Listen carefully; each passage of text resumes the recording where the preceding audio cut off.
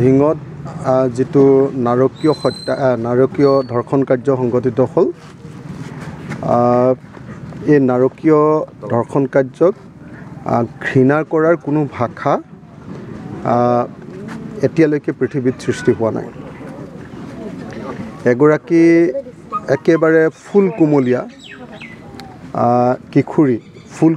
কিশোৰী টিউচন লৈ ঘূৰি অহা অৱস্থাত কেইটামান নৰপিশাচে যি ঘটনা ঘটালে সেই ঘটনাই আচলতে গোটেই মানৱ সমাজক এই মুহূৰ্তত লজ্জানত কৰিছে। সকলো মানুহে এইটোক ঘৃণাৰে উপচাই পেলাইছে আৰু কেৱল এইটোৱে নহয়, এই নৰপিশাচকেইটাৰ এই কাণ্ডই এতিয়া সামাজিক এটা মানে অশান্তিৰো সৃষ্টি কৰিছে। সাংঘাতিক ধৰণৰ এটা ইয়াৰ স্থানীয় সন্মিলিত জনগোষ্ঠী আমি বিভিন্ন ধৰণে সব মানুহ হিন্দু মুছলমান একেলগতে আছিলে, সকলোৰে মাজত এতিয়া এটা সংঘাত বৃদ্ধি কৰিছে।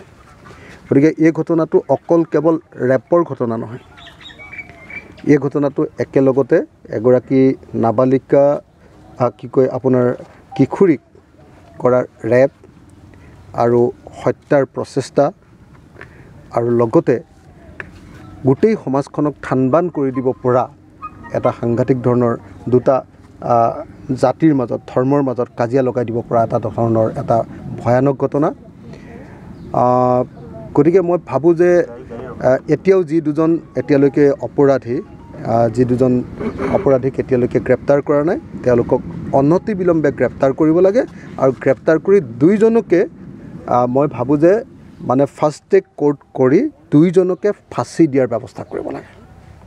দুইজনক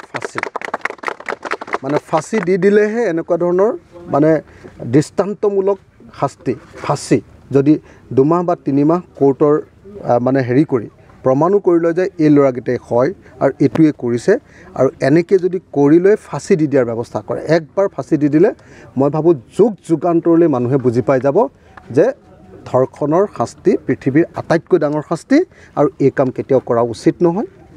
আমাৰ প্ৰত্যেকৰে মা আছে, আমাৰ প্ৰত্যেকৰে পৰিয়ালত ভাই ভনী আছে, আমি প্ৰত্যেকগৰাকী মহিলাক নিজৰ ঘৰৰ নিচিনাকৈ সন্মান কৰা উচিত আৰু এনেকুৱা যি কাম কৰিব তেওঁৰ এটাই মাত্ৰ ফলাফল, সেইটো হ'ল ফাঁচি। মই ভাবোঁ যে ফাঁচিৰ বাহিৰে বেলেগ একো কথা হ'ব নালাগে।